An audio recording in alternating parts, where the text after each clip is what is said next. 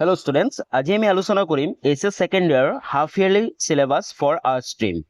ইয়াৰ আগতে আমি এটা ভিডিঅ' বনাইছিলো য'ত আমি ডিসকাস কৰিছিলো HS second year half yearly সিলেবাসবোৰ আৰু এই হাফ ইয়াৰলি সিলেবাসবোৰ কমপ্লিটলি একাডেমিক ক্যালেন্ডাৰৰ ওপৰত ভিত্তি কৰি বনোৱা হৈছিল কাৰণ যেহেতু শিক্ষা বোৰ্ডৰ ফালৰ পৰা নোটিফাই কৰা হৈছিল যে কমপ্লিটলি তোমালোকৰ হাফ ইয়াৰলি এক্সামবোৰ একাডেমিক ক্যালেন্ডাৰৰ ওপৰত ভিত্তি কৰি তোমালোকৰ পতা হ'ব। তো আগৰ ভিডিঅ'টোত আমি বহুতকেইটা সাবজেক্টৰ সিলেবাসবোৰ আলোচনা কৰা নাছিলো কাৰণ একাডেমিক ক্যালেন্ডাৰ সেইকেইটা সাবজেক্টৰ সিলেবাসবোৰ দিয়া নাছিল। তো আজি আমি লৈ আহিছো তোমালোকৰ যিকেইটা সাবজেক্ট নাই যেনে alternative English, advance Assamese, history, geography, sociology আৰু বিহু সাবজেক্ট এইকেইটা সাবজেক্টৰ সিলেবাস আলোচনা কৰিম। তাৰ লগতে যদি এতিয়ালৈ চেনেলটো সাবস্ক্ৰাইব কৰা নাই তেতিয়াহ'লে চেনেলটো সাবস্ক্ৰাইব কৰি লোৱা লগতে বেল আইকনটো প্ৰেছ কৰি অল কৰি ৰাখা। প্ৰথমতে চাব পাৰা আমি অল্টাৰনেটিভ ইংলিছৰ আমি আলোচনা কৰিম। তোমালোকে চোৱা সেকশন এ আছে প্ৰ'জ সেকশনৰ পৰা তোমালোকৰ আহিব a cup of tea, the voyages, the versions. তো এই তিনটা তোমালোকৰ প্ৰ'জ আহিব। তাৰ পিছত আমাৰ সেকশন বি আছে poetry section Ozymandias of Egypt, because I could not stop for death আৰু ষ্ট্ৰেঞ্জ মিটিং। তো এই তিনিটা তোমালোকৰ পয়েট্ৰি আহিব। তাৰপিছত সেকশন সি আছে গ্ৰামাৰ সেকশনৰ পৰা তোমালোকৰ কমন এৰৰ্ছ, কুৱেশ্যন টেক্স আৰু সেকশন ডি আছে সেকশন ডিৰ পৰা তোমালোকৰ কম্প্ৰিহেনশন এইকেইটা আহিব। তো এইখিনি আছিল তোমালোকৰ এডভান্স ইংলিছৰ হাফ ইয়াৰলিৰ কাৰণে সিলেবাস। তোমালোকে ধুনীয়াকৈ স্ক্ৰীনশ্বটো লৈ ল'ব পাৰা। নেক্সট আমি আলোচনা কৰিম এডভান্স এছামিছৰ তোমালোকৰ যি ইউনিট 1 আছে কবিতা কি আহিব বৰ্ষা বৰ্ণন, তাৰপিছত মানৱ বন্দনা, ই যে অগ্নিবীণাৰ টান। তো এই তিনিটা তোমালোকৰ কবিতা আহিব। তাৰপিছত ইউনিট 2 আছে গদ্যৰ পৰা তোমালোকৰ আহিব বুৰঞ্জীৰ দৌৰাত্ম আৰু মাধৱদেৱ, এই দুটা তোমালোকৰ গদ্য আহিব। আৰু ইউনিট 3 আছে উপন্যাস তোমালোকৰ এটা আছে কপিলীপৰীয়া সাধু, আৰু এই কপিলীপৰীয়া সাধুৰ তোমালোকৰ আৰম্ভণিৰ পৰা আধালৈ তোমালোকৰ আহিব হাফ ইয়াৰলি এক্সামত। তাৰপিছত ইউনিট 4 আছে চুটি গল্পৰ তোমালোকৰ আহিব আমাৰ ছাৰ। আৰু ইউনিট 5 আছে সাহিত্য সমালোচনা, ইয়াৰ পৰা তোমালোকৰ যি চুটি গল্প চেপ্টাৰটো আছে সেই চুটি গল্প চেপ্টাৰটো আহিব। আৰু ইউনিট 6 আছে অলংকাৰৰ পৰা তোমালোকৰ আহিব অলংকাৰৰ সংজ্ঞা আৰু প্ৰকাৰ। তাৰপিছত ইউনিট 7 আছে অসমীয়া সাহিত্যৰ বুৰঞ্জী 1889 চনৰ পৰা 1940 চন, ইয়াৰ পৰা তোমালোকৰ আহিব অসমীয়া চুটি গল্পৰ পৰিচয়। তো আশা কৰোঁ তোমালোকে সকলোৱে বুজি পাইছা যে এডভান্স এছামিছৰ সিলেবাসটো কেনেকুৱা হ'ব হাফ ইয়াৰলিৰ কাৰণে। তো তোমালোকে ধুনীয়াকৈ স্ক্ৰীনশ্বট লৈ ল'ব পাৰা নাইবা তোমালোকৰ কিতাপত তোমালোকে চিন দি ল'ব পাৰা। নেক্সট এতিয়া আমি আলোচনা কৰিম হিষ্ট্ৰীৰ সিলেবাস। যেহেতু ফাৰ্ষ্ট ভিডিঅ'টোত আমাৰ হিষ্ট্ৰী সিলেবাসটো নাছিল, বহুত ষ্টুডেণ্টে কমেণ্ট কৰি আছিল যে হিষ্ট্ৰী সিলেবাস লাগে। তো হিষ্ট্ৰী তোমালোক আহিব চেপ্টাৰ 1 আছে bricks beads and bones, the Harappa civilisation. তাৰপিছত 2 নম্বৰত আছে kings, farmers and towns, early state and economics.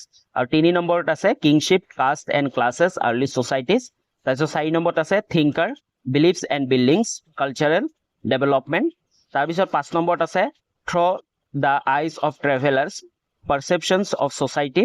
আৰু 6 নম্বৰত আছে ভক্তি, চুফি ট্ৰেডিশ্যনছ। আৰু 7 নম্বৰত আছে আছাম থ্ৰত দ্য এজেছ, ইয়াৰ পৰা তোমালোকে কি চাব লাগিব চেপ্টাৰ 1 এণ্ড চেপ্টাৰ 2 তোমালোকে চাব লাগিব। তো এইখিনি আছিল আমাৰ হিষ্ট্ৰী সিলেবাস। আশা কৰোঁ সকলোৱে বুজি পাইছে। তোমালোকে সকলোৱে তোমালোকৰ কিতাপত চিন দি ল'বা। অ'কে, নেক্সট আমি আলোচনা কৰিম জিঅ'গ্ৰাফীৰ। তোমালোকে সকলোৱে গম পোৱা জিঅ'গ্ৰাফীৰ দুটা পাৰ্ট আছে। প্ৰথম পাৰ্টটো হৈছে ফাণ্ডামেণ্টেলছ অফ হিউমেন জিঅ'গ্ৰাফী, ইয়াৰ পৰা তোমালোকক কি চাব লাগিব human geography, nature and scope chapter 1। তাৰপিছত world population, distribution, density and growth. তাৰপিছত 3 নম্বৰত আছে কম্পনেণ্টছ অফ পপুলেশ্যন, 4 নম্বৰত আছে হিউমেন ডেভেলপমেণ্ট, 5 নম্বৰত আছে প্ৰাইমেৰী এক্টিভিটিজ আৰু 6 নম্বৰত আছে ছেকেণ্ডেৰী এক্টিভিটিজ। অ'কে, তো এইখিনি আছিল আমাৰ জিঅ'গ্ৰাফীৰ যি পাৰ্ট আছে ফাণ্ডামেণ্টেল অফ হিউমেন জিঅ'গ্ৰাফীৰ যি হাফ ইয়াৰলি এক্সামত আহিব।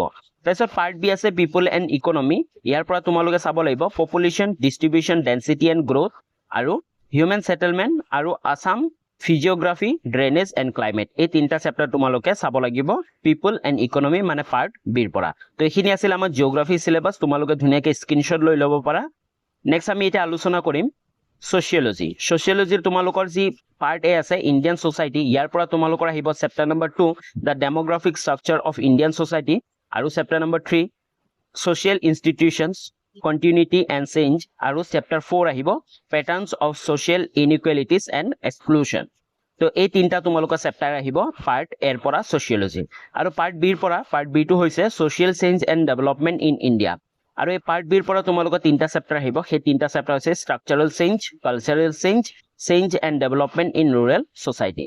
অ'কে, তো পাৰ্ট এৰ পৰা আৰু পাৰ্ট বিৰ পৰা তিনিটাকে চেপ্টাৰ আহিব তো এইখিনি আছে তোমালোকৰ ছচিয়লজিৰ সিলেবাস এতিয়া আমি আলোচনা কৰিম তোমালোকৰ বহুতৰে আছে বিহু সাবজেক্টটো এই বিহু সাবজেক্টটো তোমালোকৰ কি আহিব এক নম্বৰত আছে বিহুৰ লগত জড়িত সামাজিক লোকাচাৰ আৰু লোকবিশ্বাস তাৰ পিছত 2 নম্বৰত আছে বিহু বাদ্যৰ বিভিন্ন সেউ চাপৰৰ শ্ৰেণী বিভাগ আৰু প্ৰকৃতি আৰু 3 নম্বৰত আছে বিহুৰ খাদ্য সম্ভাৰ আৰু খেল ধেমালি আৰু 4 নম্বৰত আছে বিহুৰ উৎসৱৰ গীত নাচৰ পৰম্পৰাগত ৰূপ তো এই চাৰিটা তোমালোকৰ বিহু সাবজেক্টৰ পৰা আহিব তো এইখিনি আছিল যিকিটা সাবজেক্ট আমি ফাৰ্স্ট ভিডিওটো দিয়া নাছিলো সিলেবাস সেইকিটা সাবজেক্টৰ সিলেবাস আশা কৰো তোমালোকৰ গুটেখিনি ক্লিয়াৰ হৈ গল যদি তোমালোকে প্ৰথম ফাৰ্স্ট ভিডিওটো চোৱা নাই তেতিয়াহলে তোমালোকে এই ভিডিওটো ডেসক্ৰিপচনতে লিংক পাই যাবা তোমালোকে সেই ভিডিওটো চাই লবা আৰু ইয়াৰ পিছত আমাৰ যি হাফ ইয়াৰলি এক্সামৰ কাৰণে কমন কুৱেশ্যন এনসাৰৰ সিৰিজো স্টাৰ্ট হ'ব তো তাৰ কাৰণে চেনেলটো সাবস্ক্ৰাইব কৰি লবা লগতে বেল আইকনটো প্ৰেছ কৰি অল কৰি ৰাখিবা যাতে নেক্সট ভিডিওবোৰৰ নটিফিকেশনবোৰ পাই থাকা আৰু ডেসক্ৰিপচনত আমাৰ WhatsApp চেনেল আৰু Instagram আইডিৰো লিংক আছে যদি তোমালোকৰ